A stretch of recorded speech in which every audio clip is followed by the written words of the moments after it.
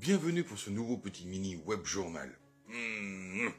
Vous avez tous vu la vidéo du média Le Parisien qui vous montre un vigile qui agresse une femme lors d'un contrôle à la sortie d'une caisse où il suppose qu'elle aurait dérobé quelque chose et donc il veut avoir accès à son sac. Il la maintient fermement à la caisse déjà, premièrement. Il lui parle sèchement, elle refuse d'ouvrir son sac. L'agression qu'elle subit la choque. Et donc elle est quand même pas non plus dans un effet de sidération. On voit une femme forte, avec une forte psychologie puissante, qui ne se laisse pas découdre. Et ce qui irrite le vigile. Et elle finit par s'énerver, par le frapper d'un petit coup ici.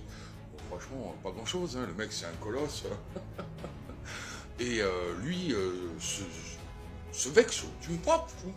Il lui met une taloche, mais alors par contre ça n'a rien à voir. Alors, niveau puissance quoi. Et il la retourne dans tous les sens, la balance par terre, etc. Enfin, vous avez vu cette vidéo. Si vous ne l'avez pas vue, je vous invite à la chercher. Média Le Parisien sur TikTok. Il y a deux camps sur ceux qui ont vu cette vidéo. Il y a ceux qui disent c'est horrible, c'est abject, comment il a osé l'agresser. Et il y a l'autre camp qui dit il fait que son travail de vigile. Donc on va faire un petit débunkage déjà, histoire de mettre les choses à plat pour tout le monde, histoire de tuer le game du bad buzz. Déjà un vigile n'a pas le droit de fouiller dans votre sac. Soyez un homme ou une femme, il n'a pas le droit. Il ne peut que vous retenir dans une salle dédiée à cet effet en prévenant qu'il va avertir les forces de l'ordre et qu'il va vous garder en rétention. C'est légal, c'est autorisé. Il peut vous retenir dans une pièce sous surveillance ou sa surveillance. Il prévient donc ou demande à un de ses collègues ou une de ses collègues de prévenir les forces de l'ordre qui, elles, vont venir.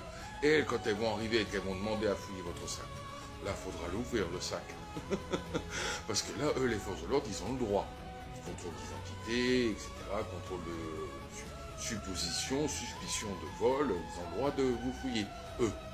Voyez-vous, c'est comme ça que ça se passe. Donc, pour ceux qui défendent le vigile en disant il a fait son travail, c'est faux. Deuxièmement, il est clair et net qu'il l'a agressé. Il n'a pas le droit de tenir quelqu'un, de le retenir de manière violente, voire de le frapper, même s'il se fait frapper. Il n'a pas le droit.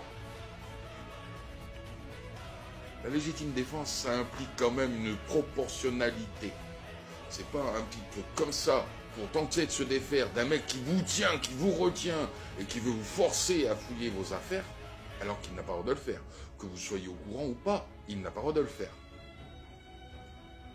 Qu'il autoriserait sous un petit coup, parce que la personne tente de se défaire de l'emprise qu'il a, de la prise qu'il a sur la personne, qu'il légitime, qu'il lui rentre dans la gueule, qu'il lui fasse une prise de judo, qu'il la balance au sol, la fracassant par terre au sol. Elle ne s'en laisse pas découdre quand même, elle est forte cette femme, hein, chapeau. Moi, il y a un truc, maintenant que cette affaire est débunkée, que je voudrais vous poser comme question, pour faire réfléchir un petit peu. Si ça avait été un homme à la place de la femme, est-ce que ça aurait créé un bad buzz comme ça? Qui a amené Carrefour, parce que c'est Carrefour en fait le supermarché en question, où ce vigile était employé, dans une entreprise de sécurité en sous-traitance. D'ailleurs, Carrefour a résilié son contrat avec l'agence, a licencié le mec, a déposé plainte contre le vigile et contre l'agence qui employait ce vigile.